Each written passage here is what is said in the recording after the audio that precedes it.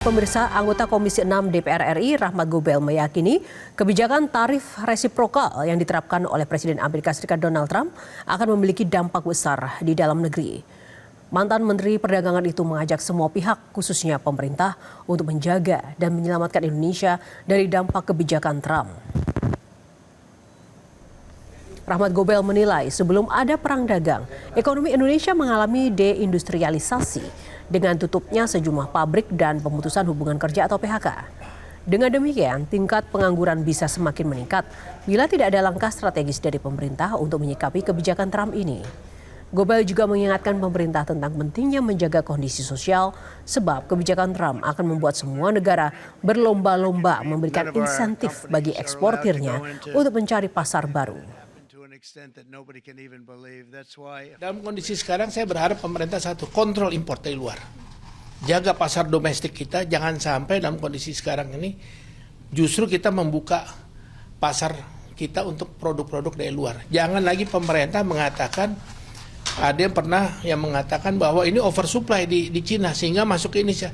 Itu cara berpikir yang salah menurut saya. Pemerintah harus fokus, harus punya sense komitmen kepada bagaimana mendorong industri dalam negeri. DPR saja pada waktu masa COVID berupaya untuk mendorong mewujudkan undang-undang Omnibus Cipta Kerja.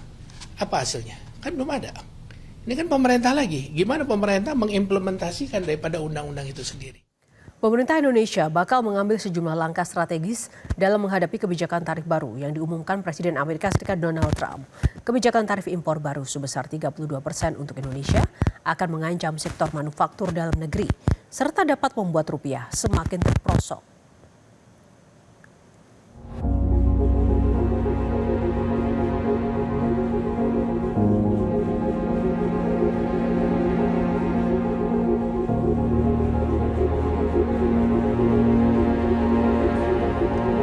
Indonesia akan mengirimkan delegasi tingkat tinggi ke Washington DC untuk melakukan negosiasi langsung dengan pemerintah AS imbas kebijakan tarif baru yang diumumkan Presiden Amerika Serikat Donald Trump.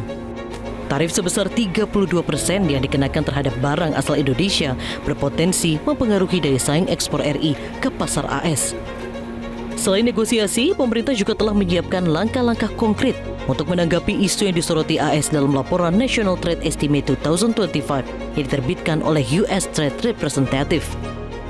AS menyebut kebijakan tarif baru timbal balik atau resiprokal yang dikenakan ke Indonesia lantaran Indonesia menetapkan tarif impor 64% untuk barang AS. Tarif itu diklaim Gedung Putih berasal dari manipulasi mata uang dan penghambat perdagangan. Indonesia merupakan salah satu negara yang dinilai perdagangannya negatif bagi AS.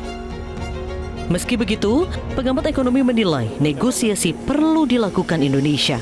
Karena jika tidak, dampak kebijakan ini akan mengancam sektor otomotif dan elektronik dalam negeri, serta menyebabkan rupiah yang semakin anjlok.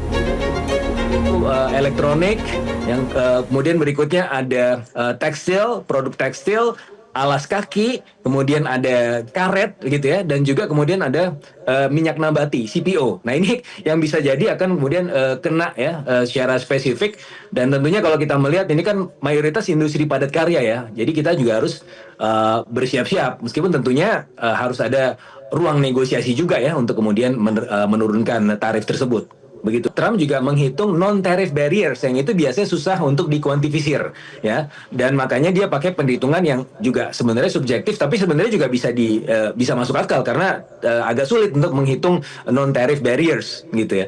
Nah, tetapi di situ adalah room for negotiationsnya. Itu adalah ruang negosiasinya justru di situ karena dengan suatu hal yang abu-abu maka kita bisa menemukan konsolidasi ya, titik temunya justru di situ.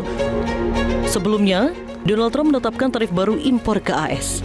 Kebijakan ini berlaku lebih dari 180 negara. Kebijakan ini memicu perang dagang antara AS dengan negara-negara lain di dunia. RI tak luput jadi negara yang terdampak dari kebijakan Trump tersebut. Tarif baru impor yang dikenakan ke Indonesia sebesar 32%. Angka itu menempatkan Indonesia di posisi ke-6 di kawasan ASEAN. Sementara negara di ASEAN yang dikenakan tarif baru tertinggi ialah Kamboja dengan besaran 49%. In short, chronic trade deficits are no longer merely an economic problem. They're a national emergency that threatens our security and our very way of life. It's a very great threat to our country. And for these reasons, starting tomorrow, the United States will implement reciprocal tariffs on other nations. It's been a long time since we even thought of that. We used to think about it a lot. We didn't think about it for many decades, and you see what's happened. For nations that treat us badly, we will calculate the combined rate of all their tariffs, non-monetary barriers, and other forms of cheating. And because we are being very kind, we're kind people, very kind.